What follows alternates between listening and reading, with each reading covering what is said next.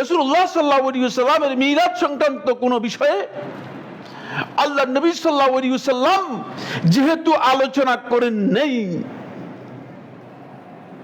কোন হাদিসে আলোচনা করেন নেই। কারণ আপনি বলবেন সাইফুল্লাহ ভাই আলোচনা করেন নেই কিভাবে বলতেছেন? আমি আলোচনা করেন নেই এভাবে বলতেছি, যেহেতু রাসূলুল্লাহ সাল্লাল্লাহু আলাইহি ওয়াসাল্লাম যখন মৃত্যুবরণ করেন তখন আল্লাহ নবী সাল্লাল্লাহু আলাইহি ওয়াসাল্লাম প্রায় 1.5 লক্ষ সাহাবী জীবিত ছিলেন।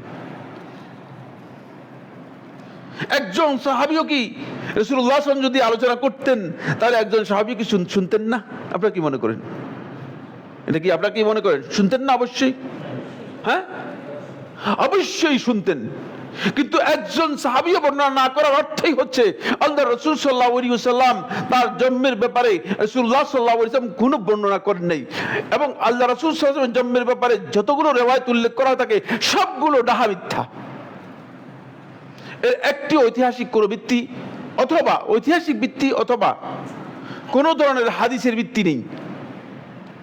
এই কারণেই যেহেতু রাসূলুল্লাহ সাল্লাল্লাহু আলাইহি ওয়াসাল্লাম তার জন্ম সম্পর্কে আলোচনা করেন নাই, এই কারণে আল্লাহ রাসূল সাল্লাল্লাহু আলাইহি ওয়াসাল্লামের জন্ম নিয়ে এত বিস্তারিত আলোচনার প্রয়োজন নেই। কারণ জন্মের বিষয়টা এভাবে বিস্তারিত আলোচনা করার প্রয়োজন নেই।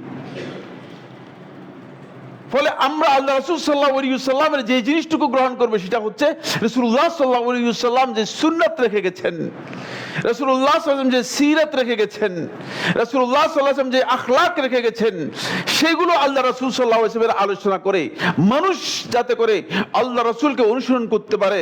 লাকাদ কানা লাকুম ফি রাসূলিল্লাহি উসওয়াতুন হাসানাহ, আল্লাহ রাসূলের মধ্যে তোমাদের জন্য উত্তম আদর্শ রয়েছে। রাসূলকে যাতে করে আমরা অনুসরণ করতে পারি সেই বিষয়গুলো হচ্ছে আমাদের জন্য খুবই গুরুত্বপূর্ণ। সেটাকে সবচেয়ে বেশি গুরুত্ব দিতে হবে। আপনি সেটাকে সবচেয়ে বেশি গুরুত্ব দিবেন।